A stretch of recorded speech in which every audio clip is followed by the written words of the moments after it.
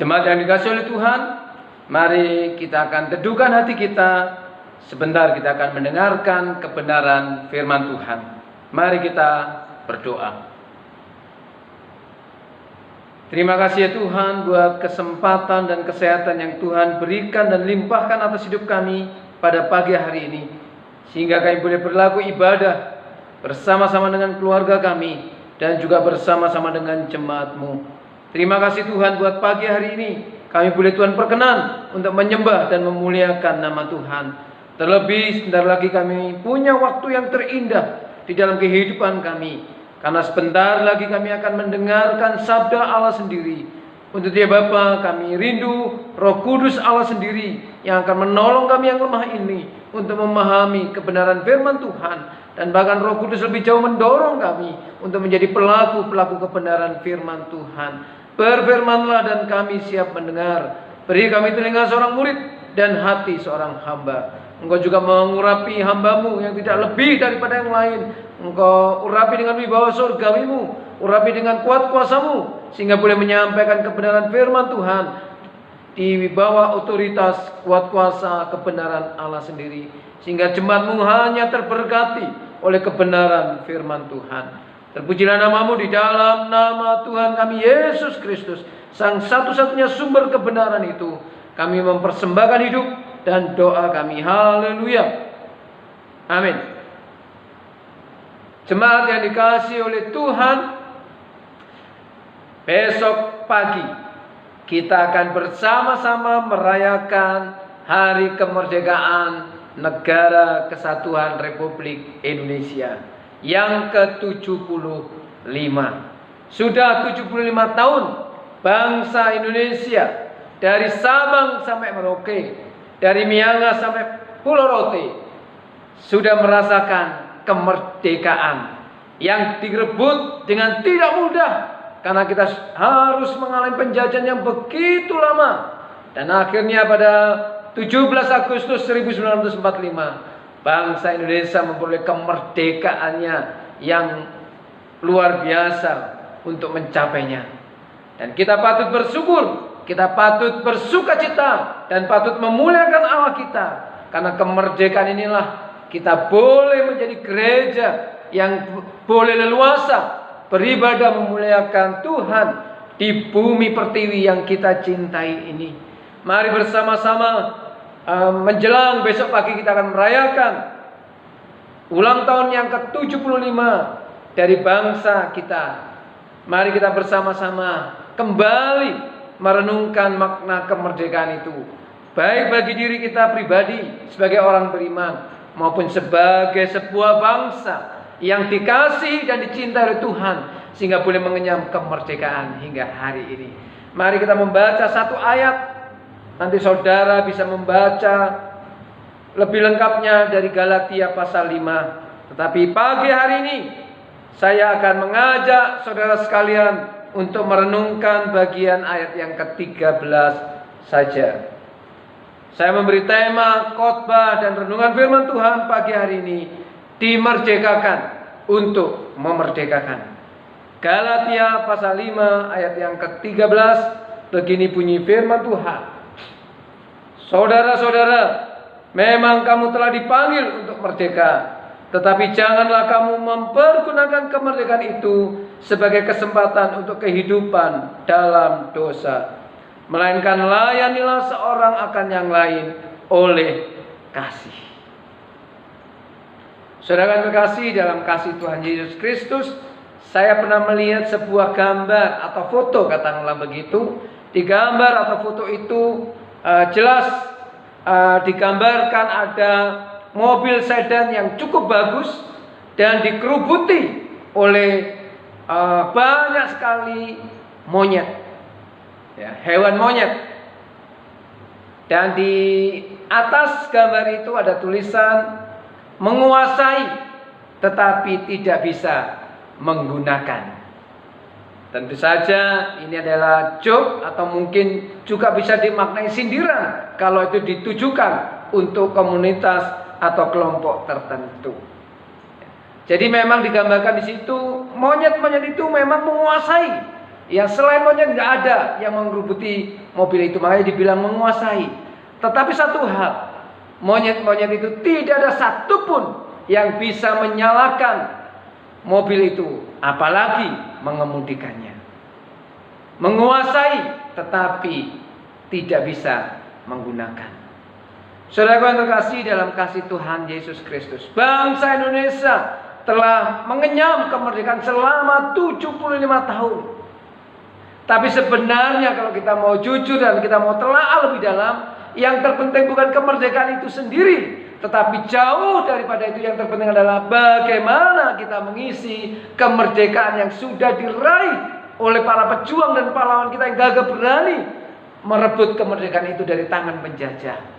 Apa yang bisa kita ikhtiarkan, apa yang bisa kita perjuangkan untuk mengisi kemerdekaan ini? Apakah kita akan bertopang dagu, ya, bermalas-malasan, ya, menyuburkan komunitas rebahan, apalagi di tengah pandemi ini semakin menemukan banyak alasan untuk kita rebahan dan baringan dan tiduran. Apakah kita akan mengisi kemerdekaan itu dengan ogah-ogahan, dengan kerjaan yang ala kadarnya, atau sebaliknya kita mengisi kemerdekaan ini dengan begitu antusiasnya, dengan karya-karya yang luar biasa, dengan prestasi-prestasi yang luar biasa, dengan segala ikhtiar, dengan segala kesempatan dan talenta yang kita punya, bakat yang ada pada diri kita, kembangkan sedemikian rupa. Secara ekonomi kita dengan kreativitas yang ada, kita mencoba menggali sumber-sumber karya, padat karya. Kita menggali sumber-sumber income yang baru. Mungkin gara-gara pandemi ini sumber-sumber income yang konvensional atau yang biasa kita lakukan mulai tertutup. Tetapi mari kita tidak putus asa mengisi kemerdekaan ini dengan mengerjakan, mengikhtiarkan, mengusahakan segala hal yang kita bisa, yang kita punya untuk kepentingan diri kita, yang berimbas juga untuk kepentingan banyak orang, dan terlebih untuk kepentingan bangsa kita. Presiden kita mencanangkan kerja. Mari kita juga responi itu dengan benar-benar, dengan antusias, membudidayakan, memberdayakan segala kepiawaian kita, segala yang kita bisa untuk mengisi kemerdekaan ini. Hanya dengan kerja keras dan dengan kreativitas, maka bangsa kita akan menjadi bangsa yang sejajar dengan bangsa-bangsa lain yang lebih maju. Saudara yang terkasih dalam kasih Tuhan Yesus Kristus, sekali lagi, kemerdekaan itu penting, yes. Dan ketika kemerdekaan itu kita dapatkan, maka yang lebih terpenting adalah mau kita isi dengan apa kemerdekaan itu. Demikian juga dengan kemerdekaan iman dan kehidupan kita secara kerohanian. Kita yang sudah berdosa, kita yang selama ini terbelenggu oleh banyak belenggu dosa, tradisi, agama, dan harta yang kemarin kita renungkan dan saya khotbahkan. Kita sudah dimerdekakan. Tetapi kemerdekaan kita dari belenggu dosa dan belenggu-belenggu lain atas karya kasih Allah di dalam Yesus Kristus, itu adalah titik balik awal kita untuk mengalami dan mengenakan manusia baru. Dan kita harus mengisinya kemerdekaan iman kita itu dengan hal-hal yang benar. Jadi jangan sampai kita menganggap bahwa kemerdekaan yang bukan karena usaha kita, karena memang kita nggak bisa memerdekakan diri kita dari dosa, tetapi kemerdekaan yang dianugerahkan Tuhan oleh karya ajaibnya di atas kayu salib dengan kematian dan kebangkitannya. Maka mari kita isi kemerdekaan yang sudah dibayar lunas oleh penebusan dan penumpahan darah Kristus sendiri. Mari kita isi dengan hal-hal yang berharga, dengan karya-karya yang memuliakan nama Tuhan. Sebagai wujud ucapan syukur kita, mari kita isi kemerdekaan iman kita dengan hal-hal yang memuliakan Tuhan. Jangan sampai kemerdekaan ini sudah kita dapat dan kita kuasai, tapi kita tidak bisa menggunakan. Seperti gambar yang saya sebutkan tadi. Kita menguasai, kita mempunyai, tapi kita nggak bisa menggunakan. Sayang sekali dan itu ironis sekali. Dan Paulus, seorang rasul besar itu, yang sudah juga mengalami kemerdekaan dalam Kristus, dia menasihatkan kita di ayat yang ke-13. Memang kamu sudah dimerdekakan, tapi jangan sekali-kali gunakan kemerdekaan untuk hidup di dalam dosa. Tetapi pakailah itu untuk hidup di dalam kasih. Ini nasihat yang jelas, lugas, dan kita harus meresponinya dengan antusias. Kita telah dimerdekakan. Mari kita isi kemerdekaan itu dan kita gunakan kemerdekaan itu untuk hidup di dalam kasih. Bukan kita punya pemahaman kalau aku sudah dimerdekakan dan aku sudah dibebaskan berarti aku bisa melakukan segala hal. Toh nanti Tuhan juga akan mengampuni dosaku kok. Kan Tuhan maha kasih, kan Tuhan maha baik, kan Tuhan sudah menebus dosaku. Ya sekarang akan kugunakan kemerdekaan ini dengan hidup semauku. Tidak seperti itu.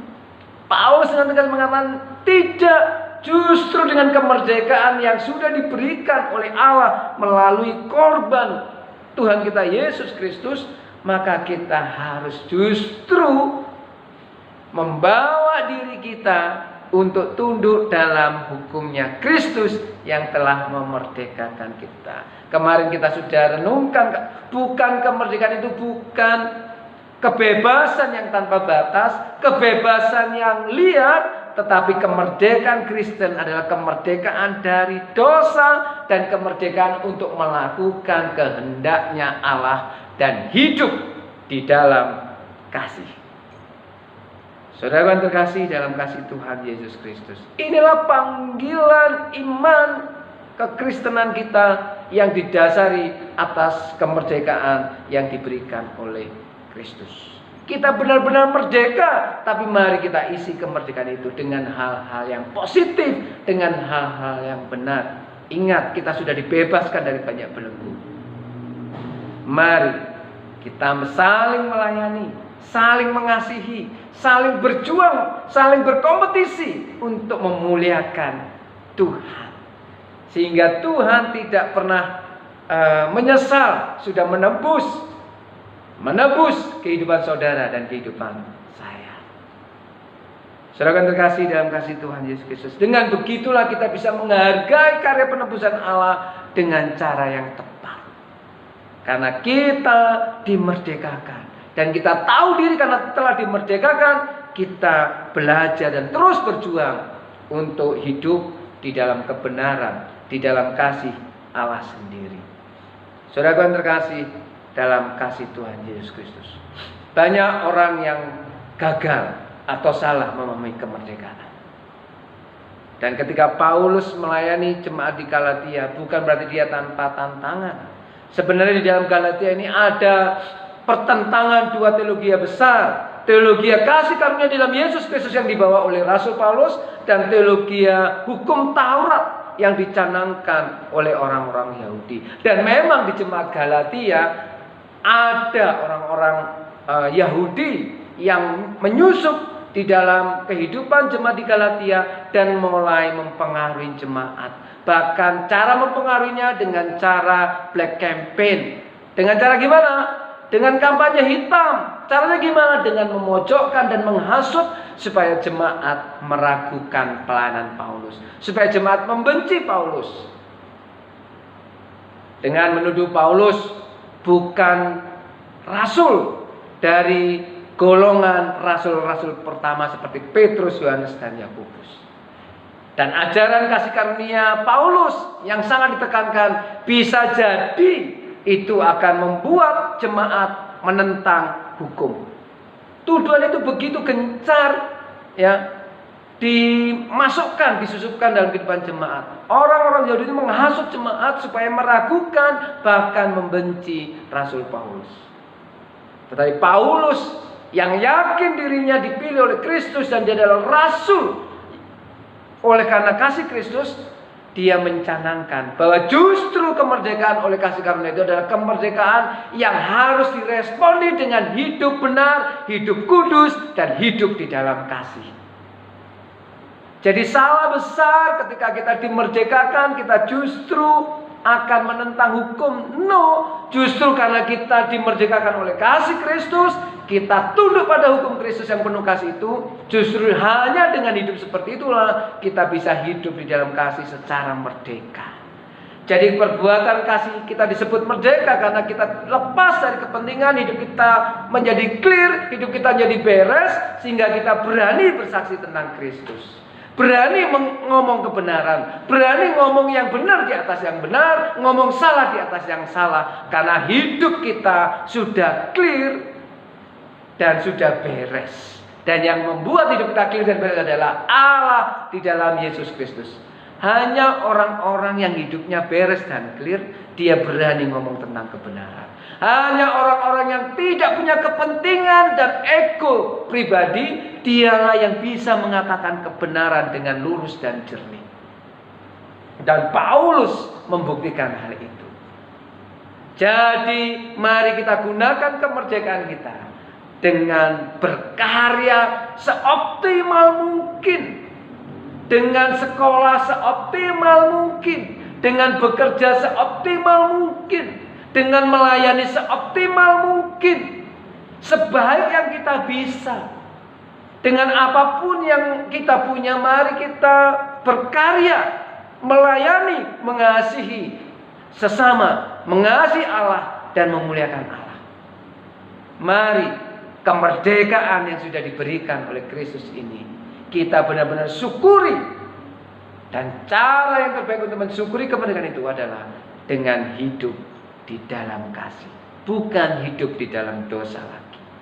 Jadi hari ini kita belajar, bangsa Indonesia sudah merdeka, tetapi kemerdekaan bangsa Indonesia akan sia-sia ketika bangsa Indonesia sendiri, rakyat Indonesia sendiri tidak mengisinya dengan karya-karya yang baik, dengan karya-karya yang luar biasa dalam semua dimensi kehidupannya. Demikian juga dengan kemerdekaan Kristen kita, dengan kemerdekaan iman kita yang sudah diberikan dan dianugerahkan oleh Kristus, akan menjadi sia-sia kalau kita kembali ke dosa lama, kembali ke kehidupan lama, dan tidak mengenakan dan tidak mau mengenakan manusia baru. Tetapi kemerdekaan ini akan bermakna dan benar-benar menyenangkan hati Allah ketika kita mengisinya dengan hal-hal yang Paulus katakan dengan kasih.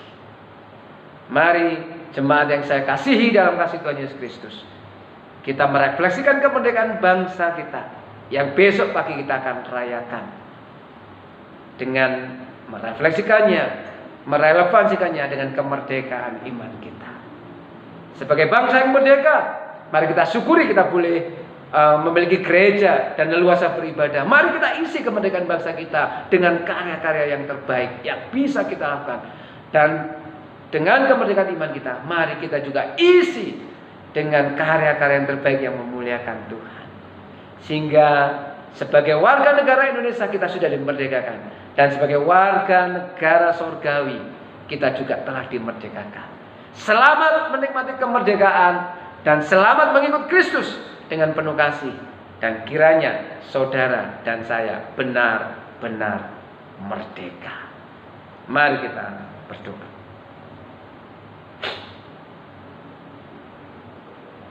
Terima kasih Tuhan buat pagi hari ini. Kami boleh disadarkan kembali oleh kebenaran firman Tuhan bahwa kami ini benar-benar telah dimerdekakan. Tidak ada lagi belenggu kutuk nenek moyang, tidak ada lagi belenggu dosa, tidak ada lagi belenggu agama, tradisi, dan cinta akan harta dan dunia ini. Karena belenggu-belenggu itu sudah dipatahkan oleh kasih dan penebusan Kristus. Dan biarlah kami boleh mengisi kemerdekaan itu dengan hal-hal yang mempermuliakan nama Tuhan. Ampuni kami kalau selama ini kami salah mengisi kemerdekaan yang sudah Tuhan berikan. Dan biarlah mulai hari ini Kami boleh melangkah dengan leluasa, dengan penuh sukacita, dan mengisi kemerdekaan iman kami dengan hal-hal yang memuliakan nama Tuhan, dengan mengasihi sama kami, mengasihi keluarga kami, dan terlebih mengasihi Tuhan. Terima kasih ya Bapak, terima kasih. Berkati setiap jemaat-Mu dan merdekakan setiap jemaat-Mu. Di dalam nama Tuhan kami Yesus Kristus, Sang sumber kemerdekaan sejati, kami menyerahkan hidup dan doa kami. Haleluya. Amin. Jemaat yang dikasihi oleh Tuhan, setelah kita mendengarkan sabda Tuhan sebagai murid-murid Kristus yang sejati, mari kita mengikrarkan komitmen kemuridan kita demikian. Kami bersaksi bahwa tidak seorang pun dapat sungguh-sungguh mengenal Kristus kecuali ia yang mengikutinya setiap hari dalam kehidupan. Dan bersama-sama dengan orang percaya di sepanjang abad dan di segala tempat, dengan yakin mari kita mengikrarkan pengakuan iman rasuli kita demikian. Aku percaya kepada Allah Bapa yang Maha Kuasa, Khalik langit dan bumi, dan kepada Yesus Kristus anaknya yang tunggal Tuhan kita, yang dikandung dari Roh Kudus, lahir dari anak darah Maria, yang menderita sengsara di bawah pemerintahan Pontius Pilatus, disalibkan, mati dan dikuburkan, turun ke dalam kerajaan maut. Pada hari yang ketiga bangkit pula dari antara orang mati, naik ke sorga, duduk di sebelah kanan Allah Bapa yang Maha Kuasa. Dan dari sana ia akan datang kembali untuk menghakimi orang yang hidup dan yang mati.